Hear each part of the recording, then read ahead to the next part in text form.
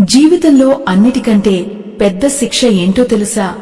ఆకలితో అలమటిస్తున్న కన్నబిడ్డల కళ్లల్లోకి చూడలేకపోవడం. రెక్కలు ముక్కలు చేసుకున్నా చిల్లిగవ్వ మిగలని దౌర్భాగ్యం. నిత్యం అప్పుల వాళ్ల నిందలు, సమాజం వేసే చీత్కారాల మధ్య బ్రతకడం అంటే అది బ్రతికుండగానే అనుభవిస్తున్న నరకం. ఈ ఆధ్యాత్మిక రహస్యం మీకు పూర్తిగా అర్థం కావాలన్నా, దైవానుగ్రహం దక్కాలన్నా ఈ వీడియోను ఎక్కడా ఆపకుండా చివరి వరకు చూడండి. భక్తులారా, ఆకాశం నుండి చినుకులు రాలడం లేదు. అవి పేదవాడి గుడిసె మీద పడుతున్న నిప్పు కణికల్లా ఉన్నాయి. సోమన్న తన చిరిగిన గోనె సంచిని తలకింద పెట్టుకుని ఆ చీకటి గదిలో కళ్లు తెరిచి పడుకున్నాడు. పైన కప్పు నుండి నీరు కారుతోంది. సరిగ్గా ఆ నీటి చుక్కలు కింద ఉన్న ఖాళీ ఇత్తడి గిన్నెలో పడుతూ టప్ టప్ అని ఒక భయంకరమైన శబ్దాన్ని చేస్తున్నాయి. ఆ శబ్దం సోమన్న గుండెల్లో ఒక ముల్లులా గుచ్చుకుంటోంది. ఆ ఖాళీ గిన్నె అతని జీవితానికి అద్దం పడుతోంది. ఎన్నో ఏళ్లుగా కష్టం చేస్తున్నాడు. ఎండనక వాననక పొలాల్లో చెమట చిందిస్తున్నాడు. కాని దరిద్రం మాత్రం అతన్ని నీడలా వెన్నాడుతూనే ఉంది. పక్కనే పడుకున్న తన ఇద్దరు బిడ్డలు ఆకలితో అలమటించి ఏడ్చి ఏడ్చి నిద్రపోయారు. వాళ్ల పీచుకుపోయిన ముఖాలు చూస్తుంటే సోమన్నకు ప్రాణం పోతున్నట్లు అనిపించింది. కిటికీ గుండా కనిపిస్తున్న ఆ చీకటి ఆకాశం వైపు చూస్తూ, దేవుడా, నీకు కళ్ళు లేవా? ఎంతకాలం ఈ నరకం? నేను చేసిన పాపం ఏంటి అని మౌనంగా రోదించాడు. అప్పుడే పక్కనే కూర్చున్న అతని భార్య లక్ష్మి మెల్లగా అతని దగ్గరకు వచ్చింది. ఆమె కళ్లల్లో కన్నీరు ఇంకిపోయి ఉంది. ఇలా ఎంతకాలం బాధపడతాం? ఊరి చివర ఉన్న ఆ ముసలి అవ్వ దగ్గరకు వెళదాం రండి. ఆమె దగ్గర ప్రతి సమస్యకు ఒక పరిష్కారం ఉంటుందని అందరూ చెప్పుకుంటున్నారు కదా అని గద్గద స్వరంతో అంది. సోమన్న ఒక నిట్టూర్పు విడిచాడు. అవ్వ దగ్గరకు వెళ్తే అదృష్టం మారుతుందా లక్ష్మి? రాత బాగోలేనప్పుడు ఎవరు మాత్రం ఏం చేస్తారు అన్నాడు నిరాశగా. కాని మనసులో ఎక్కడో ఒక చిన్న ఆశ. రేపటి సూర్యోదయం తన జీవితంలో వెలుగును నింపుతుందేమో అన్న ఒకే ఒక్క ఆశ అతనిని నిద్రపోయేలా చేసింది. మరుసటి రోజు ఉదయాన్నే సూర్యుడు ఇంకా పూర్తిగా రాకముందే సోమన్న ఊరి చివర ఉన్న ఆ చిన్న కుటీరం వైపు అడుగులు వేశాడు. ఆ దారి పొడవునా అతనికి ఎదురైన వాళ్లందరూ తలదించుకుని వెళ్లిపోతున్నారు. అప్పుల భయం.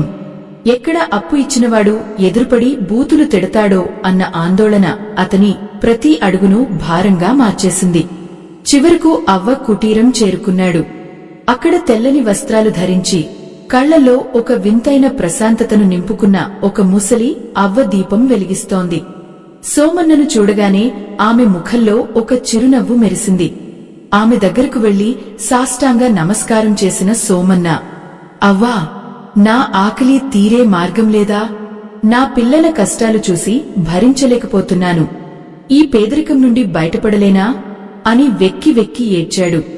ఆ అవ్వ మెల్లగా అతని దగ్గరకు వచ్చి అతని తల నిమిరింది. నాయనా, పేదరికం అనేది బయట ఎక్కడో లేదు, అది నీ ఆలోచనల్లో ఉంది. నువ్వు ఒక చిన్న నిజం తెలుసుకోవాలి. అది ఏంటంటే, కృతజ్ఞత లేని చోట సంపద ఎప్పుడూ నిలబడదు. నువ్వు రోజు లేవగానే నీ దగ్గర లేని వాటి గురించి ఏడుస్తున్నావు కాని నీ దగ్గర ఉన్న వాటిని గౌరవించడం లేదు. నీ చేతులు, నీ కాళ్లు, నీకున్న ఈ చిన్న కుటుంబం, ఇవి కూడా ఒక గొప్ప సంపదే కదా. ఎప్పుడైతే నువ్వు నా దగ్గర ఏమీ లేదు అని ఫిర్యాదు చేస్తావో అప్పుడు లక్ష్మీదేవి నీ ఇంటి నుండి వెళ్లిపోతుంది. ఇక్కడే నీ మొదటి పాఠం మొదలవుతుంది అంది. సోమన్న ఆశ్చర్యపోయాడు. ఏమీ లేని నాకు కృతజ్ఞత ఎలా వస్తుంది అవ్వా అని అడిగాడు. అప్పుడు ఆ అవ్వ నవ్వుతూ, నీ చేతిలో ఉన్న ఈ మట్టిని చూడు. ఇది కేవలం మట్టి కాదు, బంగారం పండించే తల్లి. దీన్ని నువ్వు ఎప్పుడైనా ప్రేమించావా, లేదా కేవలం కష్టం అనుకుని భరించావా అని ప్రశ్నించింది. ఆ మాటలు సోమన్న మెదడులో ఒక విద్యుత్ తరంగంలా ప్రవహించాయి. అప్పటివరకు అతను పనిని ఒక శిక్షలా చూశాడు తప్ప ఒక అవకాశంగా ఎప్పుడూ భావించలేదని అతనికి అప్పుడే అర్థమైంది. అవ్వ చెప్పిన ఆ మాటలు సోమన్న గుండెల్లో ఒక తుపానును రేపాయి. అప్పటివరకు తన దరిద్రానికి కారణం దేవుడని, సమాజమని, తన అదృష్టమని నమ్మిన అతనికి మొదటిసారిగా తప్పు తనలోనే ఉందని అర్థమైంది. అయ్యో, ఇన్నాళ్లు నేను ఈ మట్టిని కేవలం ఒక భారంగా చూశానా? నా చెమట చుక్కలు ఈ నేలకు శాపాలుగా మారాయా అని తనలో తాను మదనపడిపోయాడు. ఆ కుటీరం నుండి బయటకు వచ్చి నడుస్తున్నప్పుడు చుట్టూ ఉన్న ప్రపంచం అతనికి కొత్తగా కనిపిస్తోంది. గాలిలో ఆగుతున్న ఆకులు, దూరంగా వినిపిస్తున్న పక్షుల కలకలరావాలు, ఇవన్నీ కూడా ప్రకృతి మనకు ఇచ్చే గొప్ప సంపద కదా అనిపించింది. కాని ఇంటికి చేరుకోగానే వాకిట్లో నిలబడి ఉన్న సాహుకారు వీరయ్యను చూడగానే సోమన్న కాళ్లు వనకడం మొదలయ్యాయి. ఏరా సోమన్న, వారం రోజుల్లో బాకీ తీరుస్తానని చెప్పి 10 రోజులు దాటిపోయింది. ఇంకా ఎంతకాలం నిన్ను నమ్మాలి అని వీరయ్య గొంతు పెంచి అరుస్తున్నాడు. ఆ కేకలకు చుట్టుపక్కల వాళ్లందరూ తలుపులు తెరిచి వింతగా చూడసాగారు. సోమన్న తలదించుకుని నిలబడ్డాడు. ఎంతటి వేదన, ఎంతటి అవమానం! తన సొంత ఊరిలో తన వాళ్ల ముందు ఇలా తలవంచుకుని నిలబడటం మరణం కంటే భయంకరంగా అనిపించింది అతనికి. లక్ష్మి లోపలి నుండి భయపడుతూ బయటకు వచ్చి పమిట కొమ్ముతో కళ్లు తుడుచుకుంటూ మూలన నిలబడింది. వీరయ్య ఆగకుండా తిడుతూనే ఉన్నాడు. నీలాంటి సోమరిపోతులకు అప్పు ఇవ్వడమే నా తప్పు. రేపు సాయంత్రంలోపు నా డబ్బు నాకు అందకపోతే నీ గుడిసెలోని సామాన్లన్నీ బయటపరేస్తాను, గుర్తుపెట్టుకో అని హెచ్చరించి అక్కడి నుండి వెళ్లిపోయాడు. సోమన్న కుప్పకూలిపోయాడు. ఆకలి దరిద్రం కంటే ఈ 10 మందిలో కలిగే అవమానం అతన్ని మరింత కృంగదీసింది. లక్ష్మి, నేనిక బ్రతకలేను, ఈ అవమానం కంటే చావు మేలు అని రోదించాడు. అప్పుడు లక్ష్మి అతని దగ్గరకు వచ్చి అతని చేతులు పట్టుకుంది. అవ్వ ఏం చెప్పింది? భయం మనల్ని పేదరికం నుండి బయటపడనియదని చెప్పింది కదా. మీరు ఇలా అధైర్యపడితే మన పిల్లల పరిస్థితి ఏంటి అని ధైర్యం చెప్పడానికి ప్రయత్నించింది. సోమన్న మళ్లీ ఆ అవ్వ దగ్గరకు పరిగెత్తాడు. ఈసారి అతని కళ్లల్లో ఆశ కంటే ఆవేదన ఎక్కువగా ఉంది. అవ్వ ప్రశాంతంగా కూర్చుని రాట్నం వడుకుతోంది. సోమన్న రావడం చూసి, నాయనా, రెండో నిజాన్ని తెలుసుకునే సమయం వచ్చింది.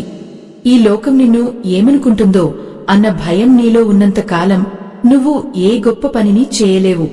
పేదరికం నీ జేబులో లేదు, నీ పరువులో ఉంది. పరువు పోతుందన్న భయంతోనే నువ్వు అప్పులు చేస్తున్నావు. పరువు కోసం లేని గొప్పలకు పోయి ఉన్నదాన్ని పోగొట్టుకుంటున్నావు. నిజమైన గౌరవం నువ్వు వేసుకునే బట్టల్లోనో నీ దగ్గర ఉన్న డబ్బులోనో లేదు, నీ కష్టంలో ఉంది. నీ దగ్గర ఉన్న ఆ 1 ఎకరం పొలంలో నువ్వు కష్టపడటానికి నీకు నామోషిగా ఉందా? ఇతరుల పొలాల్లో కూలికి వెళ్లడం తక్కువగా అనిపిస్తోందా?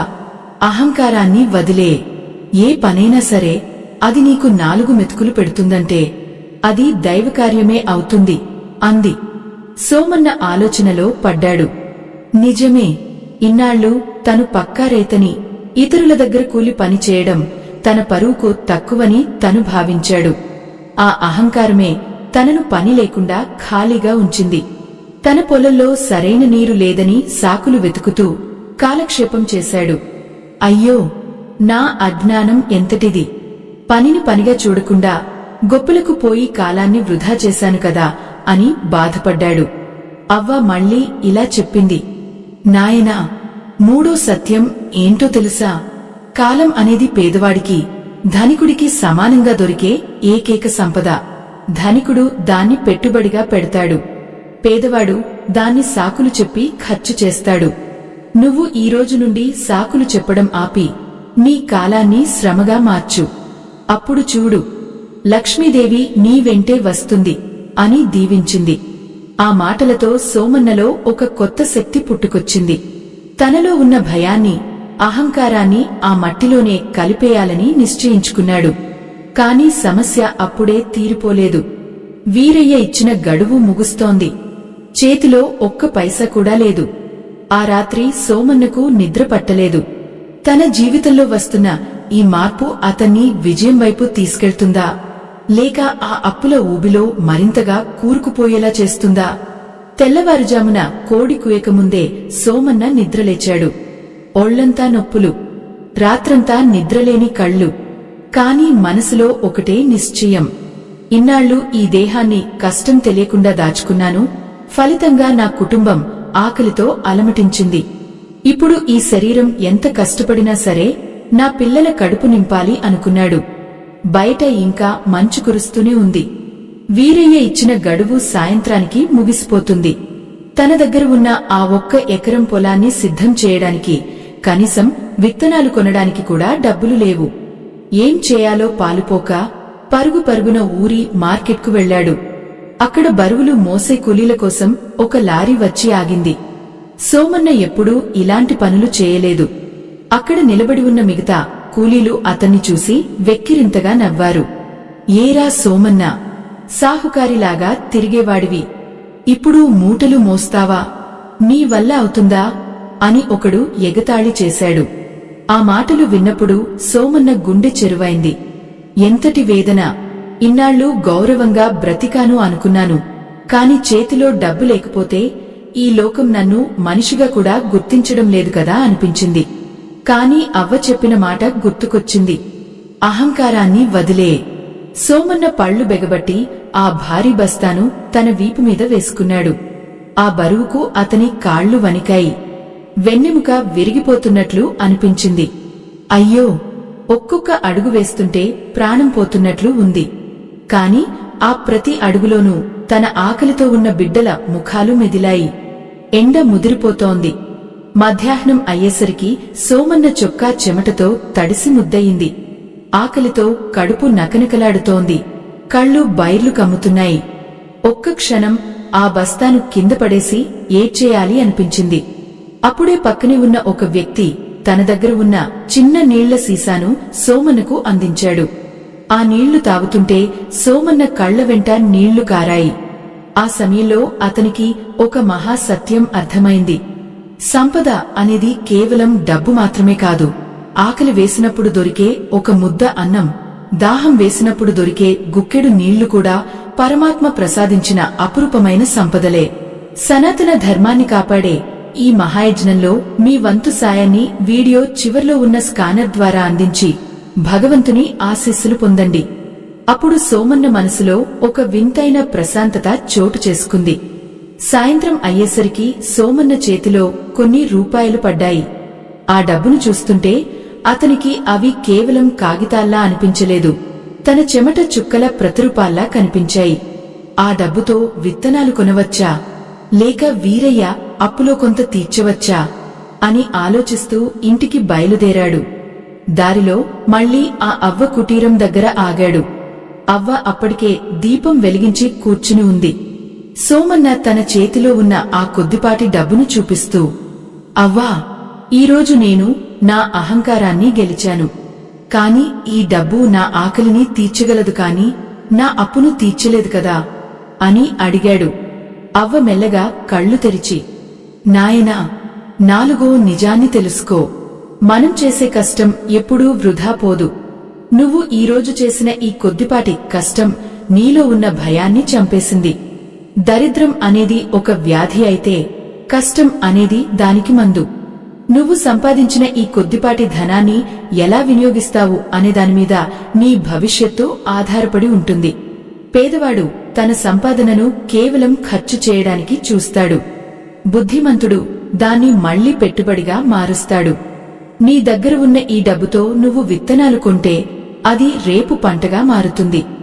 వీరయ్యకు ఇస్తే అది కేవలం అప్పుగా మాత్రమే మిగిలిపోతుంది. ధైర్యంగా ముందడుగు వే అంది. సోమన్న ఇంటికి చేరుకునేసరికి వీరయ్య తన మనుషులతో వాకిట్లో కూర్చుని ఉన్నాడు. అతని ముఖం ఎర్రగా ఉంది. సోమన్నను చూడగానే వికటంగా నవ్వుతూ, ఏరా సోమన్న, డబ్బులు తెచ్చావా, లేక నీ గుడిసెను ఖాళీ చేయించమంటావా అని గర్జించాడు. సోమన్న దగ్గర ఉన్న ఆ కొద్దిపాటి డబ్బును చూసి వీరయ్య వెక్కిరించాడు. ఇవేనా నువ్వు తెచ్చిన డబ్బులు? వీటితో నా బాకీలో వడ్డీ కూడా రాదు అంటూ సోమన్న మీదకు దూసుకువచ్చాడు. లక్ష్మి భయంతో బిడ్డలను హత్తుకుని లోపల ఏడుస్తోంది. సోమనుకు ఏం చేయాలో పాలుపోవడం లేదు. ఒకవైపు అవ్వ చెప్పిన మాట, మరోవైపు వీరయ్య హెచ్చరిక. అతని జీవితం ఇప్పుడు ఒక క్లిష్టమైన మలుపులో నిలబడింది. ఆ రాత్రి వీరయ్య సోమన్నను ఏ విధంగా హింసించాడు? సోమన్న ఆ విత్తనాలను కొని తన పొలాన్ని పండించగలిగాడా? 5వ సత్యం అతని జీవితాన్ని ఎలా మార్చబోతోంది? వీరయ్య అరుపులు ఆ నిశ్శబ్ద రాత్రిని మరింత భయంకరంగా మార్చేశాయి. సోమన్న చేతిలో ఉన్న ఆ కొద్దిపాటి ధనాన్ని బలవంతంగా లాక్కుని వీరయ్య నేలమీద ఉమ్మేశాడు. ఏరా, ఈ చిల్లర డబ్బులు నా వడ్డీకి కూడా సరిపోవు. రేపు సాయంత్రానికి నా అప్పు మొత్తం తీర్చకపోతే నీకున్న ఆ ఒక్క ఎకరం పొలాన్ని నా పేరున రాసి ఇవ్వాలి. లేదంటే నిన్ను, నీ పెళ్ళాం బిడ్డల్ని ఈ ఊరి నుండి వెళ్లగొడతాను అని గర్జించాడు. ఆ మాటలు సోమన్న గుండెల్లో బాకుల్లా గుచ్చుకున్నాయి. ఎంతటి వేదన, ఎంతటి దౌర్భాగ్యం! తన సొంత నేల నుండి తనను వెళ్లగొడతామని ఒక అప్పు ఇచ్చినవాడు బెదిరిస్తుంటే సోమన్నకు ప్రాణం పోతున్నట్లు అనిపించింది.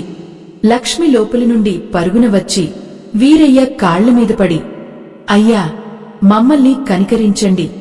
మా చిన్న పిల్లలను చూసి వదిలేయండి. మాకున్న ఆ ఒక్క ఆధారాన్ని లాక్కోవద్దు అని ఏడ్చింది. ఆ దృశ్యం చూస్తున్న సోమన్న కళ్లల్లో నెత్తురు చుక్కలు నిండాయి. అయ్యో, ఒక మొగుడు తన భార్య పరాయివాడి కాళ్లమీద పడి ప్రాధేయపడుతుంటే చూస్తూ నిలబడటం కంటే నరకం ఇంకొకటి ఉంటుందా? ఆ క్షణంలో సోమన్న మనసులో ఒక రగిలే అగ్ని పర్వతం పుట్టింది. వీరయ్య వెళ్లిపోయిన తర్వాత ఆ చీకటి గదిలో సోమన్న నిలబడి తన చేతులను చూసుకున్నాడు. ఆ చేతులు ఈరోజు మూటలు మోసి కాయలు కాసి ఉన్నాయి. ఆ కాయలు అతనికి ఒక నిజాన్ని గుర్తుచేస్తున్నాయి. లక్ష్మి, లే, ఎవరి కాళ్ళు పట్టుకోవాల్సిన అవసరం లేదు. ఈ దరిద్రం మనల్ని చంపదు, మనలోని భయమే మనల్ని చంపుతోంది అని గంభీరంగా అన్నాడు. తెల్లవారగానే సోమన్న తన దగ్గర దాచుకున్న ఆ మిగిలిన కొద్దిపాటి సొమ్మును తీసుకుని ఊరి సంతకు వెళ్లాడు. అందరూ అతను అప్పు తీర్చడానికి వెళ్తున్నాడేమో అనుకున్నారు. కాని సోమన్న వెళ్ళింది అప్పు తీర్చడానికి కాదు, విత్తనాలు కొనడానికి. సనాతన ధర్మాన్ని కాపాడే ఈ మహాయజ్ఞంలో మీ వంతు సాయాన్ని వీడియో చివర్లో ఉన్న స్కానర్ ద్వారా అందించి భగవంతుని ఆశీస్సులు పొందండి. సోమన్న ఆ విత్తనాలను తన పాతగోనె సంచిలో పోసుకుని తిరిగి వస్తుంటే దారిలో ఊరి జనం అతన్ని చూసి నవ్వుతున్నారు. చూడండి, తినడానికి గింజలు లేవు కాని భూమిలో వేయడానికి విత్తనాలు కొంటున్నాడు. పిచ్చోడు కాకపోతే ఇంకేంటి అని వెక్కిరించారు.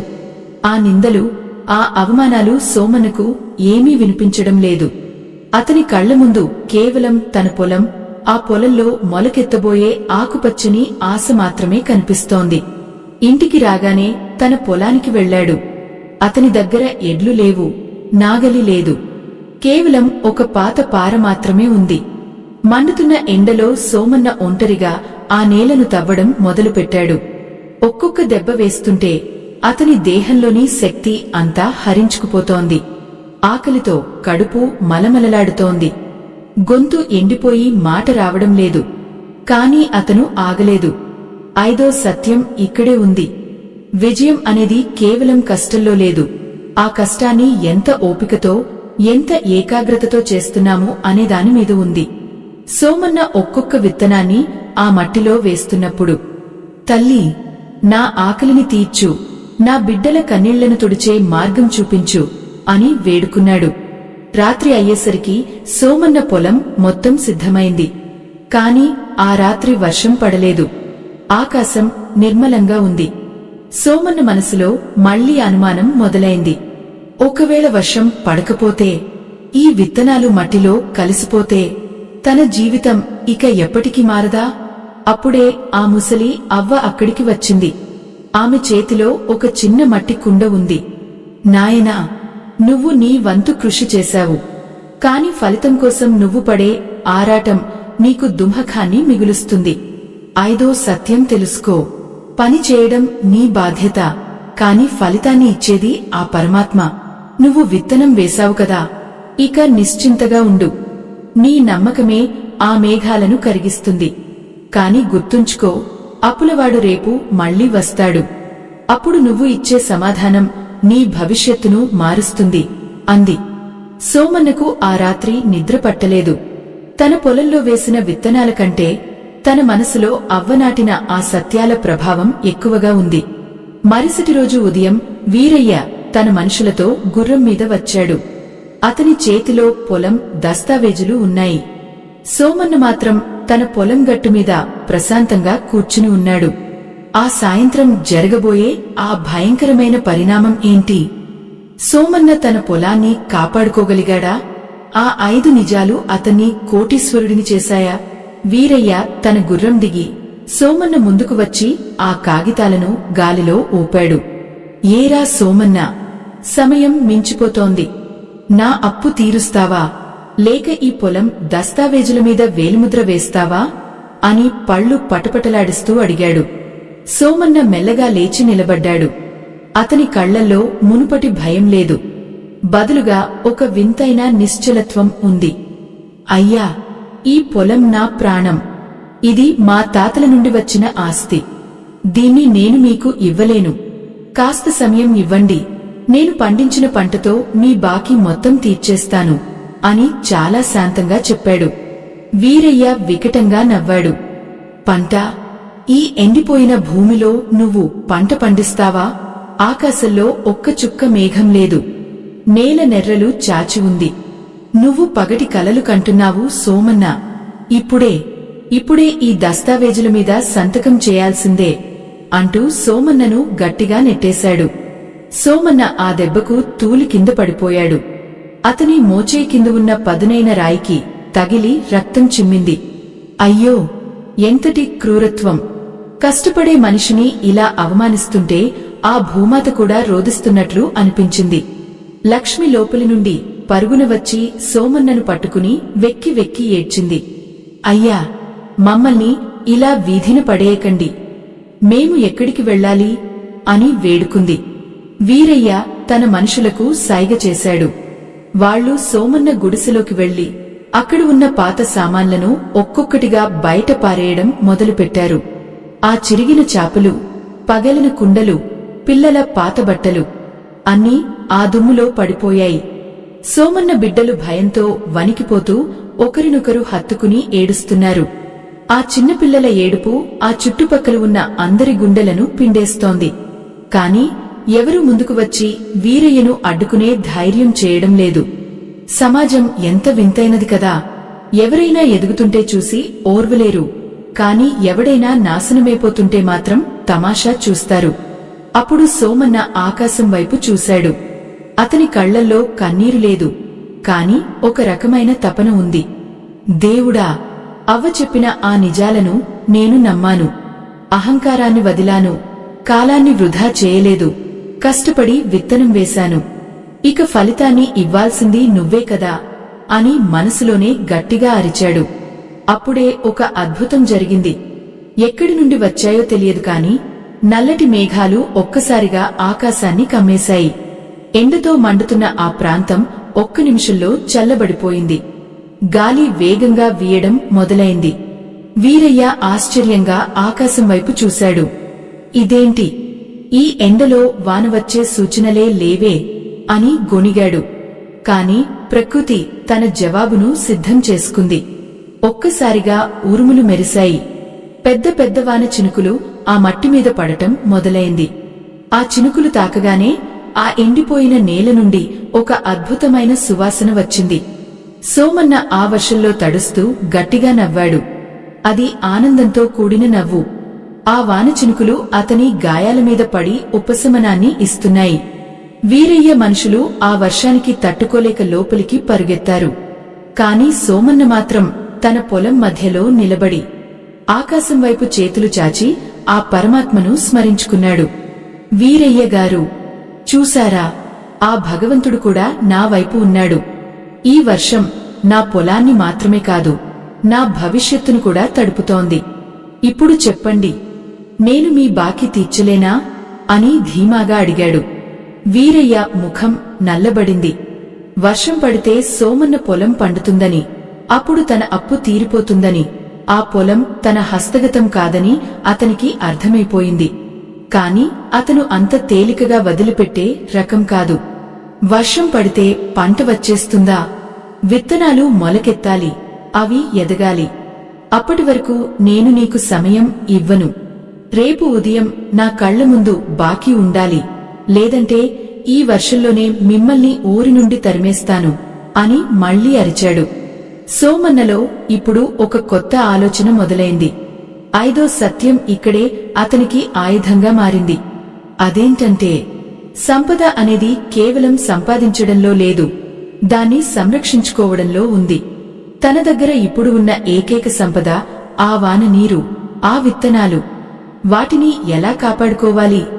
ఈ క్లిష్ట సమయంలో అతనికి ఎవరైనా సాయం చేస్తారా?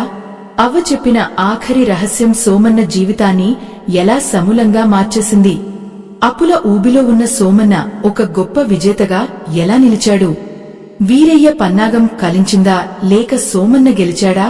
ఈ మహాప్రయాణం ఇప్పుడు ముగింపు దిశగా వెళ్తోంది. ఆఖరి భాగంలో మీకు లభించే ఆ గొప్ప పాఠమేమిటి? ఎంతటి వేదననైనా దిగమింగే సోమన్న సాధించిన ఆ విజయం ఏమిటి?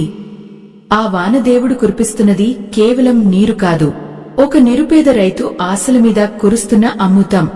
వీరయ్య గుర్రం మీద వెళ్లిపోతూ విసిరిన ఆ వెటకారపు నవ్వు సోమన్న గుండెల్లో ఇంకా ప్రతిధ్వనిస్తూనే ఉంది. కాని సోమన్న తల వంచలేదు. ఆ భారీ వర్షంలో, కారు చీకటిలో తన పారను పట్టుకుని బురదలో దిగాడు. అయ్యో!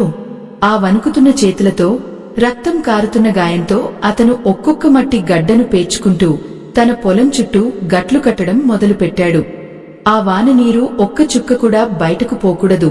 అది తన విత్తనాలకు ప్రాణం పోయాలి. అదే అతని ఆరాటం. గాలి వేగంగా వీస్తోంది. చలికి ఒళ్లంతా గడ్డకట్టుకుపోతోంది.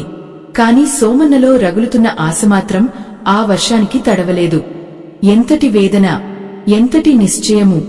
ఒక మనిషి తన ఉనికి కోసం పోరాడుతుంటే ఆ ప్రకృతి కూడా అతనికి దాసోహం అనాల్సిందే.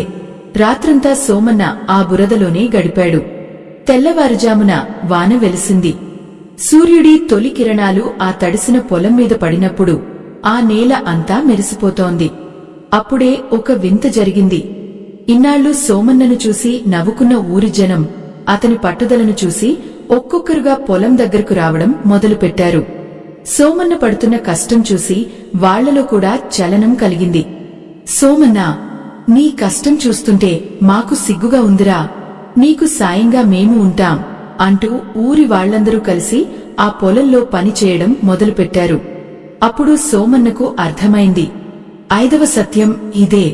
అదేమిటంటే, నీ లక్ష్యం నిజాయితీగా ఉన్నప్పుడు, నీ కష్టంలో ప్రాణం ఉన్నప్పుడు ఈ లోకం మొత్తం నీకు తోడుగా నిలుస్తుంది.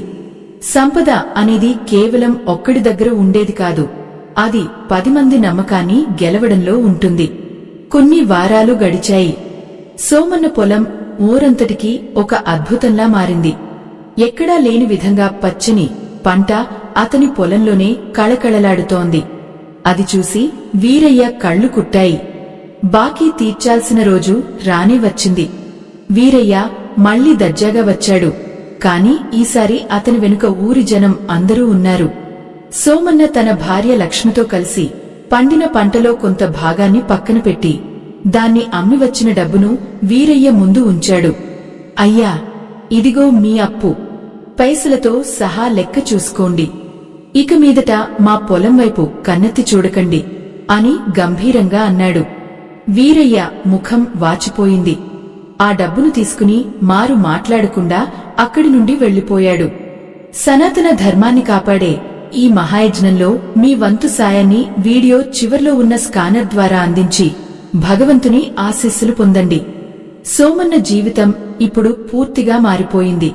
అతను నేర్చుకున్న 5 నిజాలు అతన్ని కేవలం పేదరికం నుండే కాదు, అజ్ఞానం నుండి కూడా బయటపడేశాయి. 1. ఉన్నదానితో తృప్తి చెందుతూ కృతజ్ఞతతో ఉండటం. 2. అహంకారాన్ని, సమాజం ఏమనుకుంటుందో అన్న భయాన్ని వదిలేయడం. 3. కాలాన్ని అమూల్యమైన పెట్టుబడిగా మార్చుకోవడం. 4.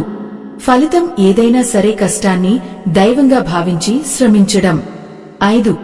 నమ్మకాన్ని, నీతిని వదిలిపెట్టకుండా అందరినీ కలుపుకుని ముందుకు సాగడం.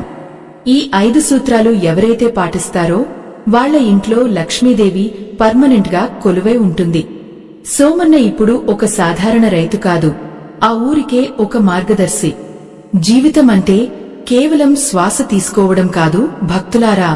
ఎదురొచ్చే ప్రతి కష్టాన్ని ఒక పాఠంగా మార్చుకుని పడిలేచిన కెరటంలా ముందుకు సాగడమే అసలైన జీవనం.